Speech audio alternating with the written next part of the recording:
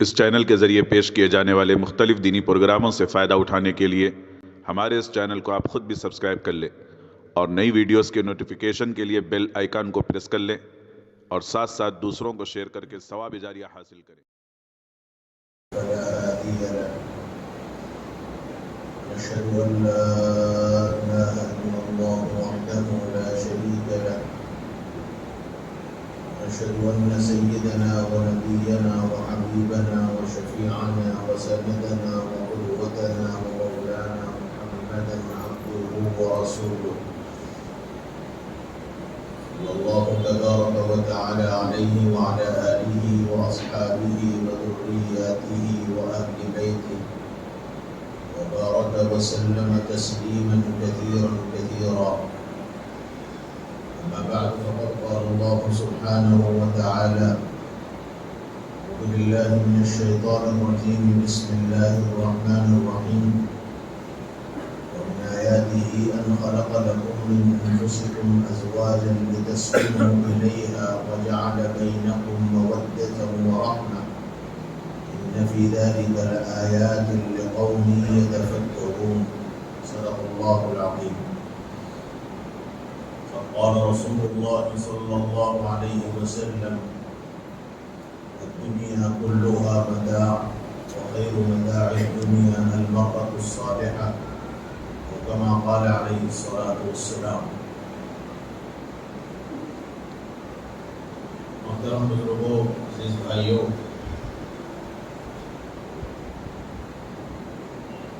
اسلام ایک آفاقی مذہب ہے. اس کی تعلیمات ہمیشہ سے ہیں اور ہمیشہ رہنے والی ہیں.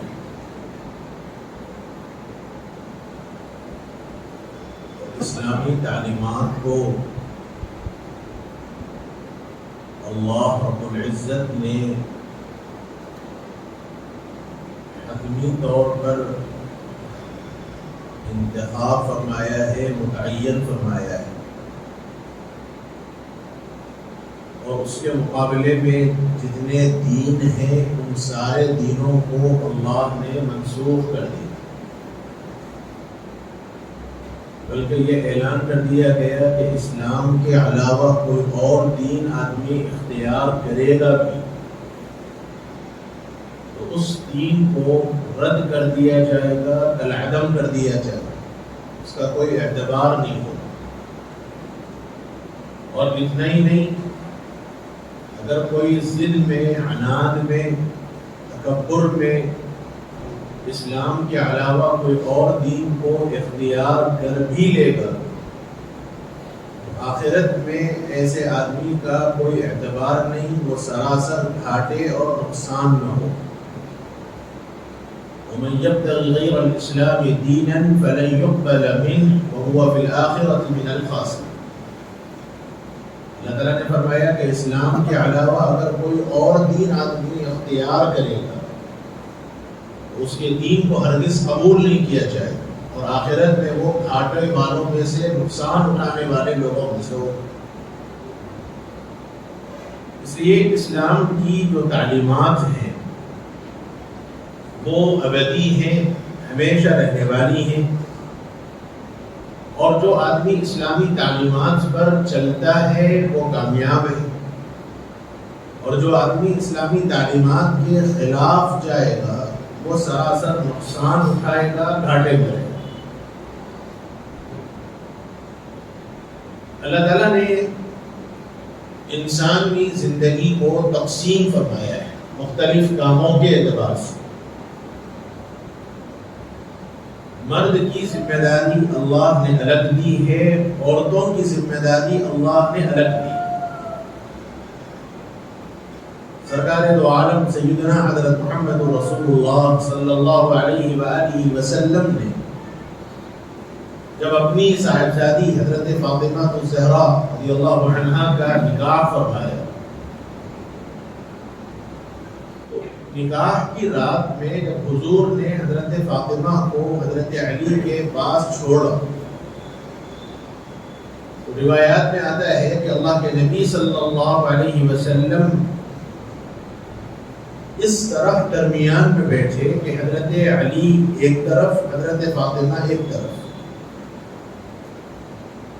اور پھر حضور اکرم صلی اللہ علیہ وسلم نے حضرت علی کو فرمایا کہ دیکھو میں نے اپنی جگر کے ٹکڑے کو تمہارے حوالے کیا، اور حضرت علی رضی اللہ عنہ بھی حضور کے واسطے کوئی الگ نہیں تھے، بلکہ حضرت علی حضور کے پروردہ تھے، حضور کی پرورش میں رہے۔ حضرت ابو طالب کی چونکہ اولاد زیادہ تھی، کثیر العیال تھی، اور حجاج کی خدمت چونکہ بنو ہاشم کی اور بنو عبد المطلب کی ذمہ داری تھی، تو حجاج کی خدمت کرنے پر حج کے موسم کے بعد خاندان بنو ہاشم میں فقر آ جاتی، غریبی آ جاتی، کیونکہ مہمان نوازی میں وہ اپنا سب کچھ لٹا دیتے۔ تو اللہ کے نبی صلی اللہ علیہ وسلم نے اپنے چچا حضرت عباس رضی اللہ عنہما سے فرمایا کہ ایسا کیوں نہ ہو کہ ہم اپنے چچا ابو طالب کا بوجھ کم کریں۔ حضور نے اپنی طرف سے پیشکش کہ ابو چچا ابو طالب کا بوجھ ہم کچھ کم کریں، ایسا ہو کہ ایک بچے کی تربیت کی ذمہ داری آپ لے لیں، ایک بچے کی ذمہ داری میں لے لوں۔ حضرت عباس نے اس کو خوشی سے قبول فرمایا کہ بہت اچھی بات ہے۔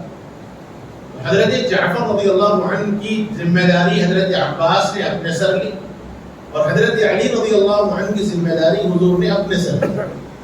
اس طرح حضرت علی رضی اللہ عنہ مستقل حضور کے پروردہ رہے، بلکہ اگر کہا جائے تو غلط نہ ہو کہ حضرت علی حضور کے بیٹے کے جیسے ہر وقت کا ساتھ۔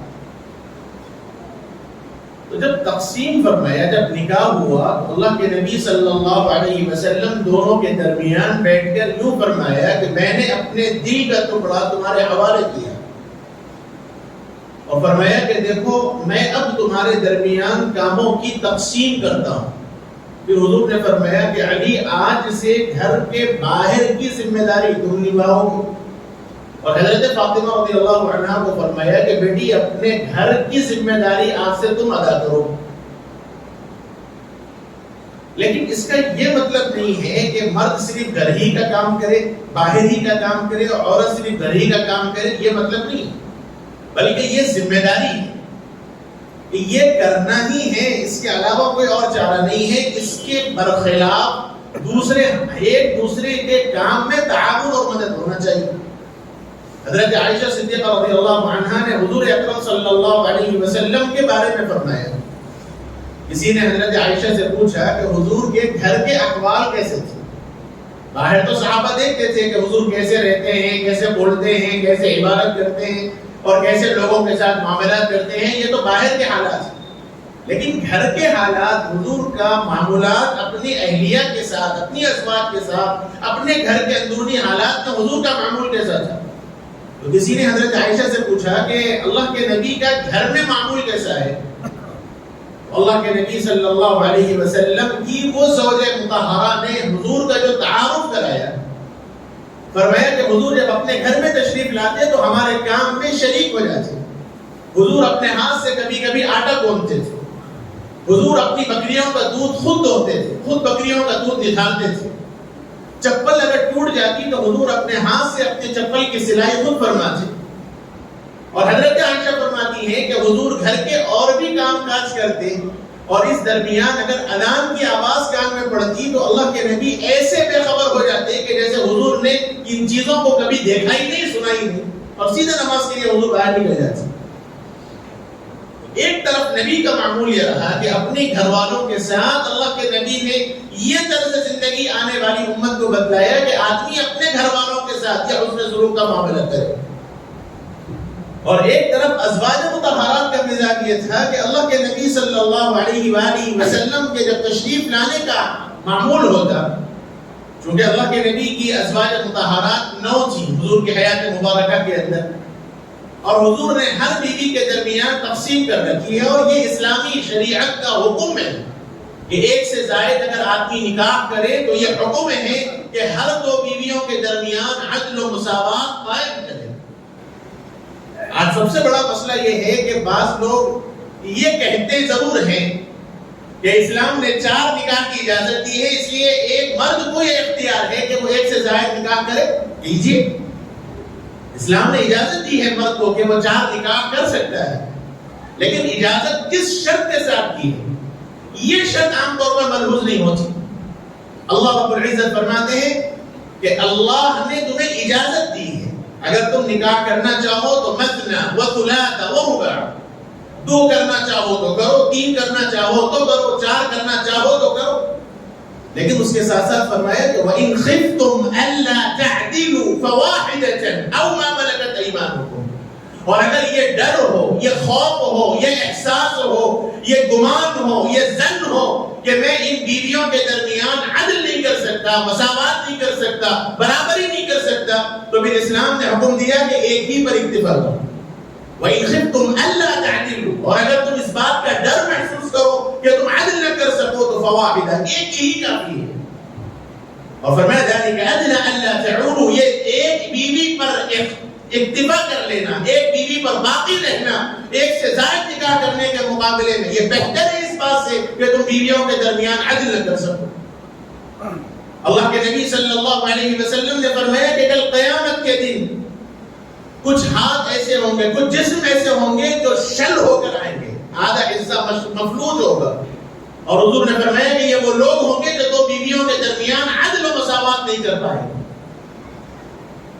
عام طور پر دوسرا نکاح کرنے کو اولا تو ہمارے عرف میں معیوب سمجھا جاتا ہے، حالانکہ اسلام نے اس کی اجازت دی ہے، 4 نکاح ہونے چاہیے، کرو، اسلام نے اجازت دی ہے تو کرنا چاہیے، لیکن اصل چیز یہ ہے کہ اتنا دل گردہ ہونا چاہیے، اپنے عرف کے اعتبار سے اتنا گردہ ہونا چاہیے کہ 2 بیویوں کے درمیان برابری ہونی چاہیے، سکنا کے اعتبار سے، رہن سہن کے اعتبار سے، ملنساری کے اعتبار سے، رہنے کے اعتبار سے، یہ ساری چیزوں میں اعتبار سے برابری ضروری ہے۔ اور جب یہ برابری نہیں ہوگی تو اس کا نتیجہ یہ ہوگا کہ جو اس وقت کے حالات سامنے ہیں، میرے بھائیوں، اسلام نے جو حکم دیا، اسلام نے جو بتلایا وہ یہ ہے کہ انسان، مرد اور عورت، یہ ایک سواری کے 2 پہیے ہیں، اور جب ان دونوں پہیوں میں میزان رہے گا، دونوں ٹائر میں ہوا برابر رہے گی تو انسان کی گاڑی بڑی آسانی کے ساتھ چل پائے گی۔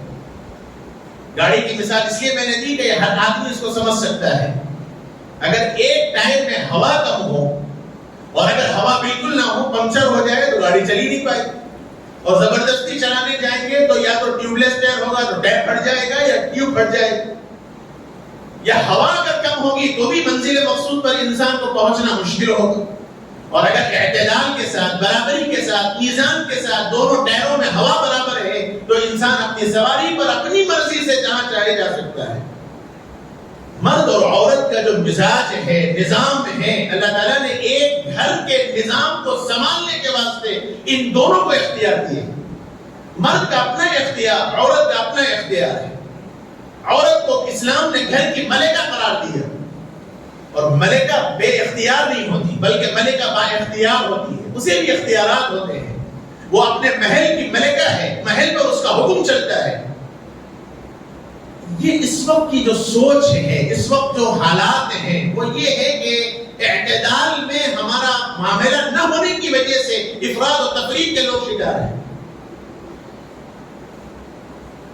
خصوصیت کے ساتھ بعض مرتبہ بیویوں پر ایسا رعب جھاڑنے کا مزاج ہے کہ میں جو بول دوں ویسے،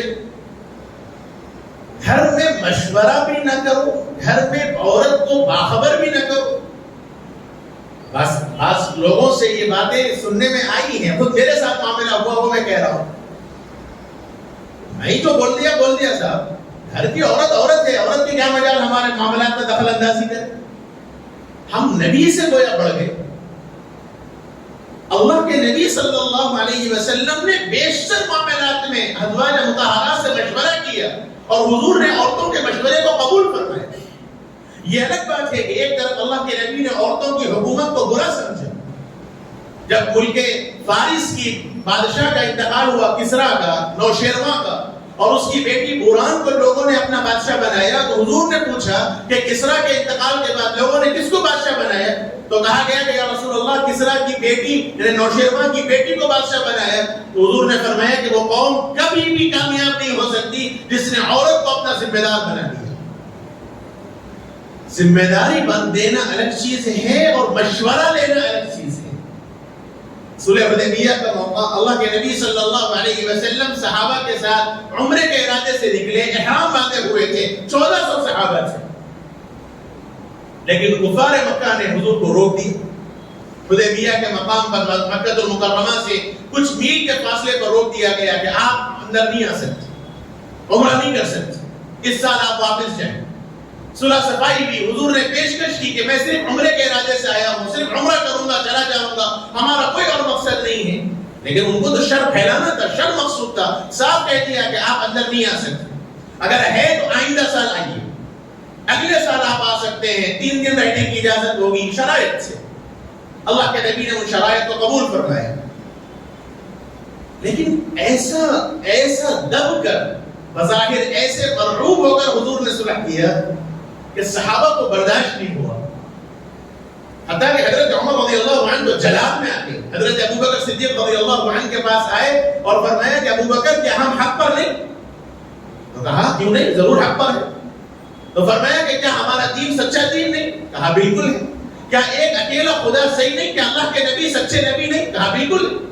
تو کیا حضور نے ہم سے وعدہ نہیں کیا تھا کہ ہم عمرہ کریں گے؟ کہا ضرور کیا تھا۔ پھر کیا وجہ ہے؟ اتنا سب کچھ ہونے کے باوجود ہمیں کیوں روکا جا رہا ہے اور ہم کیوں رک رہے ہیں اور اللہ کے نبی کیوں اتنی دب کر صلح فرما رہے ہیں؟ حضرت ابوبکر صدیق رضی اللہ عنہ نے فرمایا کہ عمر خاموش رہو، اللہ کے نبی اپنی مرضی سے کوئی کام نہیں کرتے، اس پہ اسلام کی مصلحت ہوگی، خاموش رہو۔ لیکن حضرت عمر چونکہ غیرت بہت زیادہ تھی، ایمانی غیرت، برداشت نہیں ہوا، حضور کے پاس تشریف لائے اور اللہ کے نبی صلی اللہ علیہ وسلم سے عرض کیا کہ یا رسول اللہ کیا اسلام سچا دین نہیں ہے؟ حضور نے فرمایا کیوں نہیں؟ کیا اللہ اکیلا خدا واحد نہیں ہے؟ کہا کیوں نہیں؟ کیا آپ اللہ کے سچے نبی نہیں ہیں؟ کہا کیوں نہیں؟ کیا آپ نے ہم سے وعدہ نہیں کیا تھا کہ ہم عمرہ کریں گے؟ حضور نے کہا کیوں نہیں؟ تو پھر کیا وجہ ہے یا رسول اللہ ہم رک رہے ہیں؟ تو اللہ کے نبی نے فرمایا کہ میں نے یہ کب کہا تھا کہ اسی سال کرو گے؟ حضرت عمر کو بات سمجھ میں آئی، اب غصہ ٹھنڈا ہوا، غصہ تو نہیں، جذبات، ایمانی غیرت ٹھنڈی پڑی اور احساس ہوا کہ نبی کے سامنے میں نے زبان درازی کی، نبی کے سامنے بلند آواز سے بات کی۔ اللہ کے نبی صلی اللہ علیہ وسلم نے فرمایا کہ عمر خاموش رہو، تو اللہ کا نبی اللہ کی مرضی کے بغیر کوئی کام نہیں کر سکتا۔ حضرت عمر چلے گئے اور حضور نے اعلان فرما دیا، جتنے صحابہ تھے سب احرام پہنے ہوئے تھے، حضور نے کہا کہ سب حلق کرا لو اور احرام سے حلال ہو جاؤ، لیکن کوئی احرام کھولنے تیار نہیں تھا۔ سب پر ایک فکر تھی، حرم پہنچنے کی، کعبۃ اللہ کو دیکھنے کی، دیدار کرنے کی۔ جن کے دل میں سچی تڑپ ہوتی ہے وہ اس کو محسوس کر سکتے ہیں۔ آ کر بھی، قریب پہنچ کر بھی اگر روک دیا جائے تو دل کی جو کیفیت ہوتی ہے وہ صحابہ پر کیفیت تھی۔ اللہ کے گھر کے دیدار سے محروم کر دیا گیا، باوجود یہ کہ طاقت کے اعتبار سے اگر مقابلہ ہو جائے تو ہم غالب آئیں گے، یہ یقین تھا صحابہ کو، لیکن نبی کا حکم تھا، مجبور تھے، اور نبی نے بھی اعلان کر دیا کہ احرام کھول دو، بال نکال دو، لیکن کوئی تیار نہیں تھا۔ اور اللہ کے نبی نے وہ ساری کیفیت دیکھی اور صحابہ کے اس حکم عدولی کو دیکھ کر، صحابہ کے اس حکم کو نہ ماننے کے دیکھ کر حضور پر بے چینی طاری ہوئی۔ سیرت کی کتابوں میں لکھا ہے حضور خیمے میں تشریف لائے اور اللہ کے نبی کا چہرہ سرخ ہو رہا تھا۔ روایات میں آتا ہے کہ حضور جب غصہ ہوتے تو آقا کا چہرہ لال ہو جاتا اور ایسا ہو جاتا، صحابہ فرماتے جیسا حضور کے رخ انور پر انار نچوڑ دیا جائے، ایسا لال ہو جاتا حضور کا چہرہ۔ اللہ کے نبی صلی اللہ علیہ وسلم کی اہلیہ محترمہ جو اس سفر میں ساتھ تھی، انہوں نے یہ کیفیت دیکھی اور محسوس کیا کہ اللہ کے نبی پر ناراضگی کے آثار ہیں۔ انہوں نے کہا کہ یا رسول اللہ آپ غصے میں نہ ہوں۔ پھر حضور نے تسلی فرمائی کہ یا رسول اللہ صحابہ پر غم ہے اور اس کی وجہ سے صحابہ آپ کے حکم کے خلاف کرنے کا تو سوال ہی نہیں، لیکن مسئلہ یہ ہے کہ ان کے دل میں ایک طرح کے غم ہے، فکر ہے، اور ان کو ٹھیس ہے، یا رسول اللہ اگر آپ یہ چاہتے ہیں کہ واقعتاً ہم احرام عمرہ نہ کر سکیں تو سب سے پہلے آپ باہر جائیے اور آپ پہلے اپنے حلق کرائیے۔ حضور کو مشورہ پسند آیا، اللہ کے نبی باہر تشریف لے گئے، اپنا جو حجام تھے حضور کے مخصوص ان کو بلایا اور حضور نے بال نکلوائے، اور تبرک کے طور پر حضور نے اپنے سارے بال صحابہ میں تقسیم کیے۔ اب جب صحابہ نے دیکھا کہ اللہ کے نبی نے بال نکال لیے، اب لاچار و مجبور ہو گئے، اب آگے کوئی امکان نہیں تھا۔ صحابہ نے جو بال نہ نکالے، محدثین نے اس کی وجہ یہ بیان فرمائی کہ ایک احساس تھا صحابہ کو، یہ خیال تھا شاید اللہ کا حکم آ جائے، شاید حضور کا دل بدل جائے، شاید ہم مکہ پہنچ جائیں۔ اس جذبے سے اللہ کے صحابہ بال نہیں نکال رہے تھے، لیکن جب دیکھا کہ حضور نے بال نکال لیے اور حضور نے احرام کھول دیا تو اب کوئی امکان باقی نہیں رہا۔ بال علیہ ناخواستہ سب صحابہ نے اپنے بال کٹائے اور سب نے احرام کھولا، اور صحابہ پر تکلیف نہ ہو، اللہ کے نبی نے ایسا اہتمام فرمایا کہ ایک ایک صحابی کو ایک ایک بال تبرک کے طور پر حضور نے تقسیم فرمایا۔ صحابہ کا دل بھی خوش ہوا تو حضور کی برکت ہمیں حاصل ہو گئی۔ میرے بھائیو، اللہ کے نبی کا مزاج یہ تھا، حضور عورتوں کو وہ مقام دیا کرتے۔ ایک سفر میں حضور چل رہے تھے، ازواج مطہرات ساتھ تھی، اور خودی خان اس زمانے میں اونٹوں کو تیز چلانے کے واسطے انجشہ ایک صحابی تھے، وہ کچھ اشعار پڑھا کرتے تھے جس کے نتیجے میں اونٹ بڑی تیزی سے چلتے تھے، تو اونٹ چلنے لگے تیزی کے ساتھ، تو جو حوض تھا جس پر ازواج مطہرات بیٹھی ہوئی تھی وہ حرکت کرنے لگا، تو حضور نے جیسے ہی دیکھا کہ اونٹ تیزی سے چل رہے ہیں تو فرمایا انجشہ، آہستہ آہستہ، کہیں ایسا نہ ہو کہ کان ٹوٹ جائے، یعنی ازواج مطہرات نیچے گر جائیں گی، عورتوں کا نقصان ہوگا۔ میرے بھائیو، اسلام نے یہ حکم دیا، عورت کو مقام دیا گیا، ہن لباس لکم وانتم لباس لہن، فرمایا کہ وہ تمہارے لباس ہیں، تم ان کے لباس ہو۔ مرد اور عورت کو ایک دوسرے کا لباس قرار دیا گیا، ایک دوسرے کی پوشاک قرار دیا گیا۔ بڑی حکمت مفسرین کرام نے بیان فرمائی کہ اللہ تعالیٰ نے لباس کے کیوں تعبیر کیا مرد اور عورت کو۔ ایک تو سب سے بڑی وجہ یہ ہے کہ ایک انسان کے جسم پر راستہ چلتے ہوئے کوئی داغ لگ جائے، مثلا کیچڑ اچھل گیا، پانی کے چھینٹے پڑ گئے، تو انسان کو تکلیف ضرور ہوتی ہے۔ صاف بالکل سفید کپڑا پہن کر آدمی باہر نکلے اور گاڑی سامنے سے گزر جائے اور کیچڑ پورا آپ کے کپڑے پر اچھال دے، تو جو غصے کی کیفیت ہوگی، جو عالم آئے گا، وہ سب محسوس کر سکتے ہیں۔ لیکن ایسا کوئی نہیں ہوتا کہ کسی کے کپڑے پر داغ لگ جائے سفید کپڑے پر تو وہ کپڑے کو پھینک دے، کپڑے کو کاٹ دے، کپڑے کو کتر دے، جس حصے پر داغ لگ گیا اس کو پھینک دے، بلکہ تکلیف ضرور ہوتی ہے، لیکن اس تکلیف کے بعد اس داغ کو مٹانے کی انسان فوری کوشش کرتا ہے، کیوں جانتا ہے کہ اگر زیادہ دیر ہوگی اور کیچڑ سوکھ جائے گا تو دھبے بیٹھ جائیں گے اور پھر نکلنا مشکل ہوگا، تو انسان فوری اس کو دھونے کی فکر کرتا ہے۔ دو مختلف مزاج کے لوگ جب ایک ساتھ رہیں گے تو لا محالہ انسانی بشری تقاضوں کے تحت اونچ نیچ ہو سکتی ہے، اور یہ ممکن ہے اور عین عقل کے مطابق بھی ہے، دو لوگ ایک ساتھ ہوں۔ اس لیے یہ حدیث تو ایک بات صاف کہتا ہے، زندگی میں اگر اونچ نیچ نہ ہو، میاں بیوی میں کوئی چپک نہ ہو، یہ ان کو منانے وہ ان کو لبھانے کا اگر انداز نہ ہو تو وہ زندگی نہیں۔ زندگی اسی کا نام ہے کہ ایک ناراض ہو تو دوسرا منائے، اسی میں زندگی ہے اور اسی میں مزہ ہے اور اسی میں رومانس ہے اور اسی میں محبت ہے۔ اسلام نے رومانس کا حکم دیا ہے، رومانس ہونا چاہیے لیکن بیویوں کے ساتھ۔ لوگ رومانس کو غلط سمجھتے ہیں، رومانٹک موڈ کو غلط سمجھتے ہیں۔ نبی نے رومانس کیا ہے، اللہ کے نبی نے ازواج مطہرات سے رومانس کیا ہے، لیکن ضرورت یہ ہے کہ ہم سمجھیں، عورت کے مزاج کو ہم سمجھیں۔ اللہ کے نبی نے عورت کو ٹیڑھی پسلی سے تعبیر فرمایا اور حضور نے فرمایا کہ اس کو ٹیڑھا ہی رہنے دو، کیونکہ جب تم اس کو سیدھا کرنے جاؤ گے تو طاقت کے بل پر حضور نے کہا کہ عورت پسلی ہے اور ٹیڑھی پسلی ہے، وہ ٹیڑھی ہی رہے گی تو عافیت ہے، اگر تم اس کو سیدھا کرنا چاہو گے تو توڑ دو گے۔ بخاری شریف کی روایت ہے، اور پھر حضور نے فرمایا کہ کسرھا طلاقھا، کہ اس کا توڑنا اس کا طلاق دینا ہے۔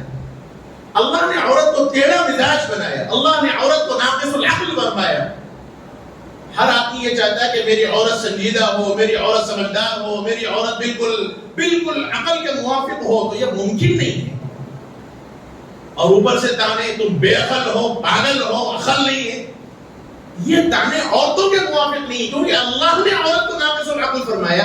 نبی نے فرمایا کہ عورت عقل کے اعتبار سے کمزور ہے. مرد کو قوام بنایا، اور رجال قوامون علی النساء. اللہ تعالیٰ نے مرد کو اہمیت دی ہے. مرد اپنی مردانگی کو سمجھے، مرد اپنی اہمیت کو سمجھے، مرد اپنے مقام کو سمجھے. اور عورت کو ہمیشہ درگزر کا معاملہ کرنا چاہیے. لیکن مسئلہ یہ ہے کہ اگر بیوی کے مقام کو سمجھا جائے، اور خاص طور پر جوائنٹ فیملی کے اندر، تو سب سے بڑا الزام لگے گا جورو کا غلام بن گیا، ماں کی طرف سے، بہنوں کی طرف سے. کل تک بہت اچھا تھا، آج جورو کا غلام بن گیا. اب یہ بیچارہ اپنی مردانگی بتانے کے واسطے ادھر ماں کے تانے، ادھر بہن کے تانے برداشت نہیں کر سکتا، وہ سارا ظلم آ کر بیوی پر برسائے گا. میں یہ نہیں کہنا چاہتا کہ ساری بیویاں دودھ کی دھلی ہیں. بعض مردوں کا مزاج بیچاروں کا عورتوں کی وجہ سے مسائل ہیں، ایسے بھی کئی واقعات ہیں. اسی لیے میرے آقا نے بڑی عجیب بات فرمایا کہ دنیا کلھا متاع، دنیا سارا سامان ہے. اور غالباً میں نے کئی موقع پر عرض کیا کہ متاع اصل میں اس سامان کو کہتے ہیں جو انسان ٹیمپرری طور پر استعمال کرتا ہے. پرمنٹلی طور پر جو ہمیشہ طور پر جو سامان ہوتا ہے اس کو متاع نہیں کہتے عربی میں. وقتی ضرورت کے تحت جو آدمی استعمال کرتا ہے اس کو متاع کہتے ہیں. ضرورت کے وقت استعمال کر لیا پھر پھینک دیا، جیسے یوز اینڈ تھرو چیزیں ہوتی ہیں آج کل. تو دنیا یوز اینڈ تھرو ہے، استعمال کرو، بے وقت کرو، دنیا کو دل میں نہ بساؤ. حضور نے فرمایا ساری دنیا یہی ہے، یوز اینڈ تھرو چیز ہے. اور ان یوز اینڈ تھرو کے اندر بھی سب سے بہتر چیز اگر کوئی ہے، خیر متاع الدنیا المرأة الصالحہ، نیک عورت ہے. عورت نیک ہو تو گھر جنت ہے، اور عورت اگر اللہ نہ کرے شیطان صفت کی مل جائے تو گھر جہنم ہے. اس لیے میرے بھائیوں، یہ آج جو پیغام دینا چاہتا ہے وہ یہ ہے کہ ہر آدمی اپنے مقام کو سمجھے. عامرانہ لہجہ، حاکمانہ لہجہ. مرد کو اللہ نے حاکم ضرور بنایا ہے، لیکن عورت بھی ملکہ ہے اپنے گھر کی. عورت کو عورت کا مقام دینا چاہیے، عورت سے مشورہ ضرور کرنا چاہیے. اختیار تو آپ کا ہو، اختیار تو مرد کا ہو. اختیار عورت کو نہ دیا جائے کسی بھی کام میں، لیکن ڈسپلن ہو، وقار ہو، سلیقہ ہو، زندگی ہو، اور ایک دوسرے سے کمپرومائز کرنے کا، ایک دوسرے سے صلح صفائی کرنے کا معاملہ ہونا چاہیے. جیسے وہی مثال میں نے دی کپڑے کی، ہن لباس لکم وانتم لباس لہن. اسلام نے فرمایا مرد اور عورت ایک دوسرے کے لباس ہیں. جیسے کپڑے پر اگر داغ لگ جائے تو کوئی آدمی اس داغ کو ہٹانے کی کوشش کرتا ہے، داغ کو مٹانے کی کوشش کرتا ہے، کپڑے کو کاٹتا نہیں، کپڑے کو جدا نہیں کرتا اپنے سے. دو لوگ اگر زندگی کے اندر اختلاف کرتے ہیں تو سب سے پہلا کام یہ ہونا چاہیے، جیسے اس لباس کے اندر ایک انسان کے لباس میں اگر گندگی آ جائے، کچھ میلا ہو جائے لباس، تو لوگوں کو دکھاتا نہیں پڑتا کہ دیکھو صاحب میرا لباس گندا ہو گیا ہے، دیکھو صاحب میرے کپڑے پہ چھینٹے پڑ گئے. کپڑے کو سمیٹے گا، چھپائے گا، اور فوری کپڑے سے اس گندگی کو ازالے کی فکر کرے گا.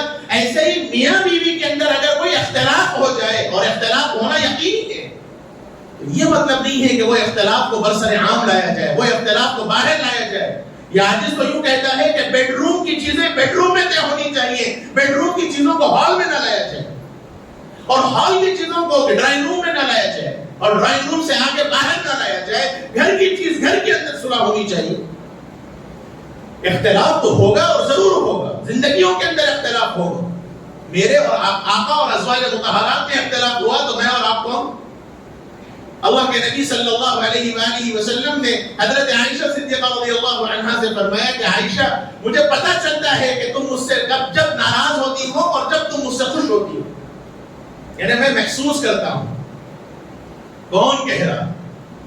دو نبیوں، دو جہاں کا سردار، احکم الحاکمین، خوف خداوندی سے بھرپور ذات، وہ یوں فرما رہے ہیں کہ تم جب ناراض ہوتی ہو اور جب تم مجھ سے خوش ہوتی ہو تو مجھے پتہ چل جاتا ہے. پتہ چلا کہ مرد کو حساس ہونا چاہیے، مرد کو یہ فطرت، یہ نیچرل ہونا چاہیے کہ عورت کب خوش ہے، عورت کب ناراض ہے، یہ مرد کو محسوس کرنا چاہیے. حضور نے محسوس کیا اور فرمایا کہ جب تم مجھ سے خوش ہوتی ہو، جب تم مجھ سے ناراض ہوتی ہو تو مجھے پتہ چلتا ہے. حضرت عائشہ نے فرمایا کہ یا رسول اللہ کیسے؟ تو فرمایا کہ جب کسی بات پر قسم کھانے کی ضرورت پڑتی ہے کسی معاملے میں، اور جب تم خوش ہوتی ہو تم کہتی ہو ورب محمد، کہ محمد کے رب کی قسم، اور جب تم کبھی ناراض ہوتی ہو مجھ سے اور تمہیں کسی بات پر قسم کھانے کی ضرورت پڑتی ہے تو تم کہتی ہو لا ورب ابراہیم، ابراہیم کے رب کی قسم، یعنی میرا نام لینا نہیں چاہتی، تو مجھے پتہ چل جاتا ہے کہ تم مجھ سے خوش ہو یا مجھ سے ناخوش ہو۔ سلام ہو اما جان حضرت عائشہ صدیقہ رضی اللہ عنہا پر، فرمایا کہ یا رسول اللہ میں تو صرف آپ کا نام چھوڑتی ہوں، دل میں تو آپ ہی بسے، دل میں تو آپ ہی۔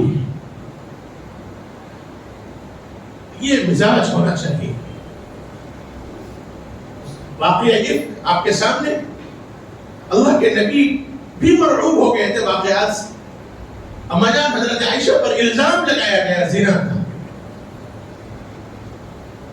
آیات نازل ہوئی، بڑا تفصیلی واقعہ ہے۔ حضرت عائشہ بھی بے خود ہو گئی، روتے ہوئے زندگی گزاری، حضور بھی ناراض ہو گئے تھے۔ لیکن روایات کے اندر آتا ہے جب برات کی آیات نازل ہوئی اور حضور نے حضرت عائشہ کو خوشخبری دی تو حضرت عائشہ کی والدہ ام رومان نے کہا کہ بیٹی اٹھو اور اپنے شوہر کا شکر ادا کرو۔ تو حضرت عائشہ نے اس موقع پر یوں فرمایا کہ میں ان کا شکریہ کیوں ادا کروں؟ یہ ایک امتی نے نہیں کہا، یہ ایک امتی نے نبی کو نہیں کہا، بلکہ یہ ایک لاڈلی بیوی نے اپنے شوہر کو کہا کہ میں ان کا شکریہ کیوں ادا کروں؟ میں تو اس ذات کا شکر ادا کروں گی جس نے مجھے بری کیا۔ اللہ کے نبی نے ان کے اس لہجے کو کوئی برا نہیں سمجھا۔ میرے بھائیوں، ایسے ہی یہ اختلاف اگر زندگی کے اندر ہو، ہر گھر ہر زندگی میں یہ چیزیں ہوتی ہیں، کچھ نہیں تو ہوگی، لیکن طریقہ سلیقہ یہ ہونا چاہیے کہ مرد اپنی مردانگی کو سمجھے، اپنے مقام کو سمجھے، اور معاملہ کمپرومائز کے ذریعے، صلح صفائی کے ذریعے معاملے کو حل کرنے کی کوشش کرنی چاہیے۔ اور خاص طور پر گھر کے بڑوں کی ذمہ داری ہے۔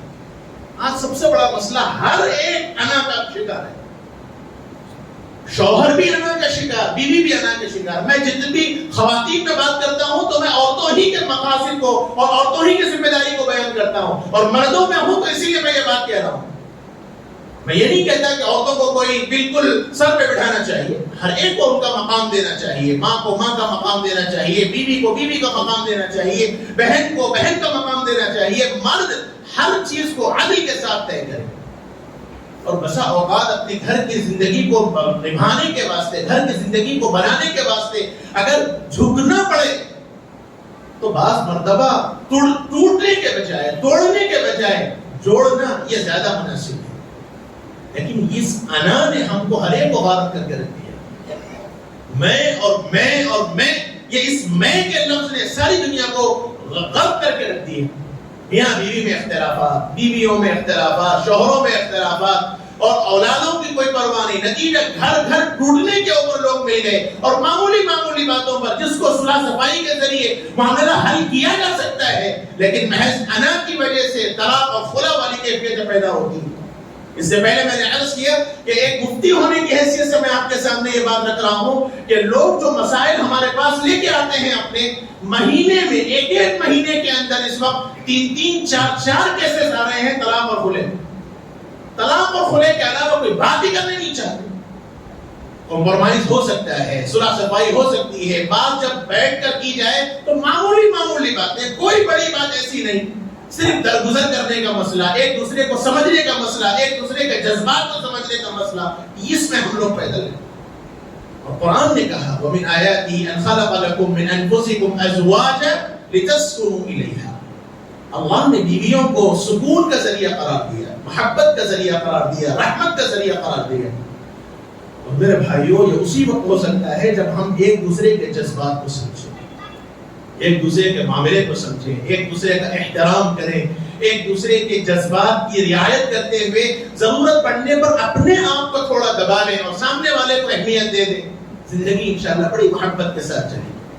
لیکن جب یہ اختلافات آئیں گے اور یہ انا پرستی آ جائے گی، اس کے نتیجے میں پھر زندگیوں سے چین اور سکون غارت ہوگا، اور جب چین سکون ختم ہوگا تو گھر کا سکون نہیں تو انسان کو کہیں بھی سکون نہیں مل سکتا۔ گھر میں راحت اور سکون ہے تو انسان کو راحت اور سکون ہر جگہ میسر ہے، کیونکہ ساری دنیا کی بات غلط ہو سکتی ہے، میرے آقا کی بات غلط نہیں ہو سکتی۔ اور میرے آقا نے یہ بات فرما دیا، خیر متاع الدنیا المرأة الصالحہ، نیک عورت ملے تو انسان کی زندگی بڑی خوش و خرم ہے، اور عورت اگر جھنجال ملے تو پھر عورت کے لیے مرد کے لیے مسائل ہے، اور مرد کا کام ہے تھوڑا سا اپنے آپ کو دباؤ میں رکھے، تھوڑا سا اپنے آپ کو دبا کر رکھے۔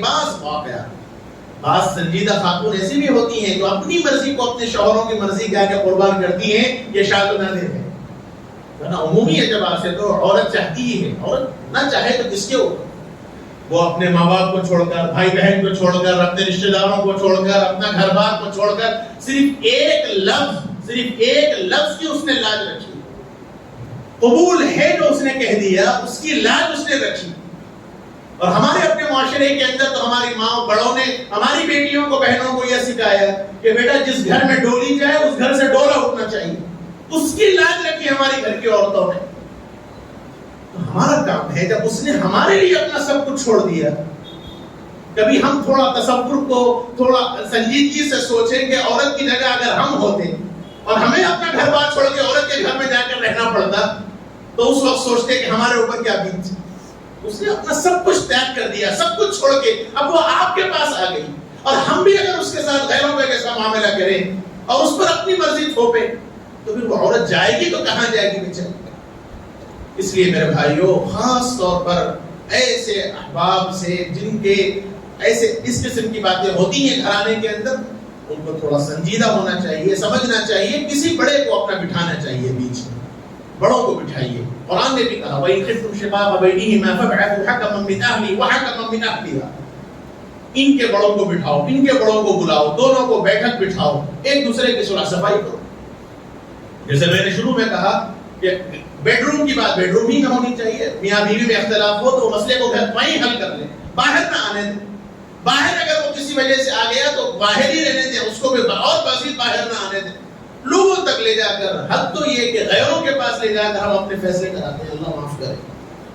لوکل پی ایس میں جا کر غیر مسلم سی آئی کے سامنے بیٹھ کر ہماری بہنیں بیٹیاں عزت اچھالتے ہیں دوسرے، آگے جا کر کورٹوں میں جا کر بے عزتی برداشت کرنی پڑتی ہے۔ کیا ضرورت ہے اس کی؟ گھر کیا مسلمان اس قابل نہیں کہ وہ فیصلہ کر سکے؟ کیا ہمارے خاندان میں کوئی ایسا بڑا نہیں ہے جو اس مسئلے کو حل کر سکے؟ کیا علماء اور مفتیان کرام نہیں ہے؟ کیا ان کو فیصل بنا کے مسئلے کو حل کریں؟ کیا جا سکتا ہے جب انا کو اپنی ختم کی جائے، اور اس کی ضرورت ہے۔